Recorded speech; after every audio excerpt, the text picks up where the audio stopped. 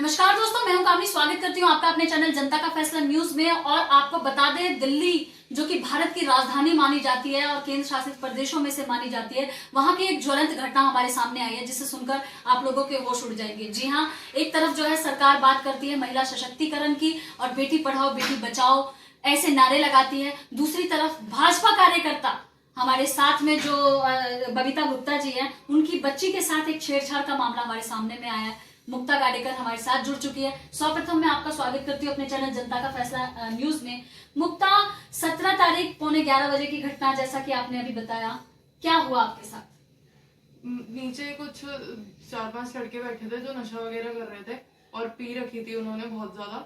तो पापा आए थे, तो पापा ने उनको बोला कि यहाँ पे मत बैठो, यहाँ से चले जाओ। और उसके बाद वो पापा से गाली गलौज करने लगे।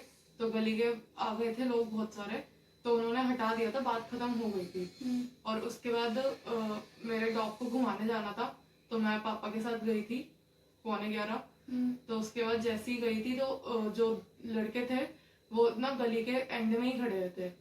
उसके बाद हम घुमा रहे थे लोगों को। तो फिर उसके बाद एकदम से ना जैसे ही पापा मुड़े तो वो एकदम से उन्होंने ना हमला कर दिया हम दोनों के ऊपर। और मतलब वो कमेंट भी पास करते थे पहले भी वो कमेंट पास करते थे जब भी स्कूल कॉलेज वगैरह जाना होता था, या तब भी निकलना होता था जब करते थे। और फिर कल जब मैं निकल रही थी पापा के साथ अपने डॉग को घुमा रही थी, तब भी वो कमेंट पास कर रहे थे। क्या कमेंट पास कर रहे थे? क्या बोला उन्होंने आपसे? मतलब वो गंदा गंदा वगैरह बोलते रहते हैं। अच्छा, तो फिर कल जब वो आपको गंदा बोले थे तो आपने उनका विरोध किया होगा? एकदम से उन्होंने हाथ पकड़ लिया था। अच्छा, हाथ पकड़ लिया था। एकदम से उन्होंने हाथ पकड़ लिया था, एक ने हाथ पकड़ लिया था। और उसके बाद पापा आए पीछे से। और उसके बाद पापा ने रोकने की कोशिश करी, तो उन्होंने पापा को धक्का दे दिया। तो देख सकते हैं आप, एक पिता के सामने एक बच्ची का हाथ पकड़ लेना, गंदे गंदे शब्दों का उच्चारण करना और विरोध करने पर उनके पिता के ऊपर ही केस लगा करके और उनको थाने में लगभग 12 घंटे से ज्यादा हो चुके हैं। अगर हम बात करें संविधान की, तो अगर कोई भी ऐसा मुद्दा आता है तो 24 घंटे के अंदर में जो है पेशी होनी अत्यंत आवश्यक है। 12 से 14 घंटे हो चुके हैं लगातार। रात को पौने 11 बजे पूरे 24 घंटे हो जाएंगे, ना उनको किसी कोर्ट में पेश किया गया, ना कोई बात कही गई, और लगातार जो है पिता और पुत्र को रखा गया। बबीता गुप्ता जी हमारे साथ जुड़ चुकी हैं, ये उनसे बात करते हैं। बच्ची बात करने की भी हालत में नहीं है, आप देख सकते हैं, शब्द भी नहीं निकल रहे और कितनी सहमी हुई है। हाथ देख सकते हैं आप इसके, कितनी डरी हुई है, सहमी हुई है ये। तो बबीता गुप्ता जी से बात करेंगे। भाजपा कार्यकर्ता, देश के सुप्रतिष्ठित समाज सेवियों में इनका एक नाम गिना जाता है। हमेशा गरीब शोषित वंचित वर्ग के विकास के लिए हमेशा समर्पित रहती है। राष्ट्र की एकता, अखंडता, एकजुटता, समरसता को बनाए रखने में इनके द्वारा और भारतीय जनता पार्टी को एक सशक्त बनाने में विभिन्न प्रकार के कार्य करती रहती है। बबीता मैम, सर्वप्रथम मैं आपका स्वागत करती हूँ अपने चैनल जनता का फैसला न्यूज में। आप सैकड़ों बच्ची को न्याय दिलवा चुकी हैं, हमेशा भाजपा में उत्कृष्ट कार्यकर्ताओं में जानी जाती हैं। आज आपकी बच्ची के साथ इस प्रकार की घटना हो रही है, क्या कहना चाहेंगे आप? ये तो मेरी बेटी का मामला है। खैर, कोई दूसरी बेटी का मामला होता मैं जब भी करती, और मैं हेल्प करती आ रही हूँ, मैं बहुत लोगों की हेल्प करती हूँ, बहुत बच्चियों को इंसाफ दिला चुकी हूँ। तो मेरी बेटी का मामला है। तो बबीता मैम, आपको पता चला लड़ाई झगड़ा हो रहा था, कैसे पता लगा? आपने कैसे, पुलिस को कॉल आपकी तरफ से हुई थी? जी, पहले तो मैंने ही फोन किया है पुलिस को, 100 नंबर पे फोन किया है। ठीक है। मेरे पति भी फोन कर रहे थे, मैं भी फोन कर रही थी पुलिस को। बहुत देर में जाके तो आधा पौना घंटे में तो करीब पुलिस का नंबर मिला है 100 नंबर का। फिर पीसीआर आई है, और पीसीआर को देखते ही वो 5 लड़के भाग गए हैं। अच्छा, तो क्या हुआ था आपकी बच्ची के साथ, क्या हुआ था? ये डॉग को घुमा रहे थे नीचे, बेटी भी साथ में थी। तो डंडा मेरी बेटी के हाथ में लगा हुआ था, क्योंकि डंडा लेके जाते हैं जब डॉग को घुमाने ले जाते हैं। और आईफोन बेटी के हाथ में था। तो मेरा फोन और इसकी फोन की हालत ऐसी हो चुकी है।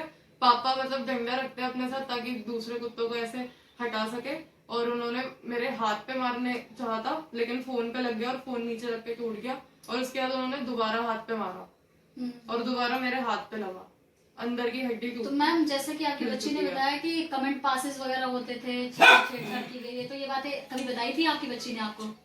हाँ, बताई है, कई बार बताई है, और हमें भी पता है, और यहाँ पूरी जोशी कॉलोनी को पता है। लेकिन सब डरते थे, बोलते हैं बस, लेकिन ज्यादातर आवाज मैं ही उठाती हूँ और मेरे पति आवाज तो उठाते हैं। कंप्लेन नहीं की? आपकी बच्ची ने बताया कि ऐसे कमेंट करते, तो कभी पुलिस में जाना आपने जरूरी नहीं समझा?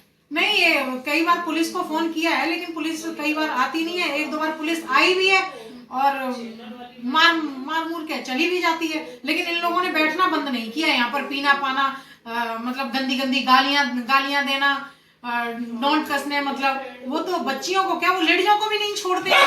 वो तो लेडीजों को भी डोंट कसते हैं, छेड़ाखानी करते हैं। अच्छा, लड़कियों को भी, बहन बेटियों का निकलना मुश्किल किया हुआ है यहाँ से। थाना प्रशासन के लिए क्या कहना चाहेंगे, क्योंकि आपकी तरफ से कॉल हुई है और आपके हस्बैंड और बेटे थाने में बैठे हुए हैं, तो थाना प्रशासन के लिए क्या कहेंगे आप? गलती हमारी बिल्कुल भी नहीं है। मतलब मेरी बेटी को छेड़ाखानी किया गया है, मेरी बेटी को मारा गया है, मेरे पति को मारा गया है। चक्कू लेके आए थे मेरे पति के लिए, मेरे के आज इसको हम खत्म कर देंगे, ये हमें रोज टोकता है, आज हम इसको मार देंगे, आज बिल्कुल खत्म कर देंगे। मतलब उन्हीं का चक्कू, हमारा कोई चक्कू नहीं, हमसे लगा भी नहीं। और मेरे ही बेटे को मतलब मेरे घर से उठाकर ले गए और मेरे बेटे को बंद कर रखा है, मेरे पति को बंद कर रखा है। और गलती जबकि उनकी, मेरी बेटी का छेड़ाखानी का आरोप है। बताओ, रेप कर देते तो क्या होता वो पांचों लोग मिलके मेरी बच्ची का। बहुत बड़ा प्रश्न है कि लोग तब क्यों जागते हैं जब बच्चियों का बलात्कार हो जाता है या ये हो जाता है, लोग पहले क्यों नहीं जागरूक होते। एक और हमारे साथ में एक सशक्त कार्यकर्ता भाजपा की गौरी शर्मा जी मौजूद है। सर्वप्रथम मैं आपका स्वागत करती हूँ अपने चैनल जनता का फैसला न्यूज में। जैसा कि बबीता गुप्ता जी ने बताया, आप इनकी बातों को लेकर क्या कहना चाहोगे? आप तो यहाँ के स्थानीय निवासी हो, क्या सच में छेड़खानी होती है लोगों के साथ में? हाँ जी, यहाँ पे गलियों में अक्सर लड़के खड़े रहते हैं और खुलेआम ड्रिंक करते हैं, नशा करते हैं खुलेआम। और लेडीज को नहीं देखते, ना तो लड़कियों को देखते हैं। वो कमेंटबाजी करते हैं, छेड़छाड़ का मतलब यही है, उनका रोज का ड्रामा यही है। जैसे कि अभी आपने बताया कि मैं सर्वे कर रही थी और हाँ एक जी, सिविल हाँ जी। डिफेंस का, तो ये लॉकडाउन की बात बता रही हूँ, मई के महीने, पिछले महीने 2020 की।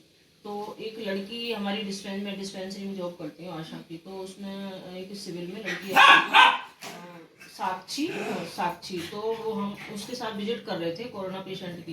तो जब भी इसी गली में उस लड़की से भी छेड़छाड़ हुई थी, तो हमने फिर उनको लड़कों को डांटा और फिर उनको उल्टा सीधा बोला हमने, तो वो चुप हो गए थे। लगातार जो है महिलाओं के साथ, बच्चियों के साथ में उत्पीड़न और छेड़खानी का मामला जो है मधु विहार थाने में कंप्लेंट्स पे कंप्लेन होती रहती है। उसके बावजूद भी पुलिस प्रशासन अब तक मौन बैठी है। क्या पुलिस प्रशासन किसी बड़े हादसे का इंतजार कर रही है?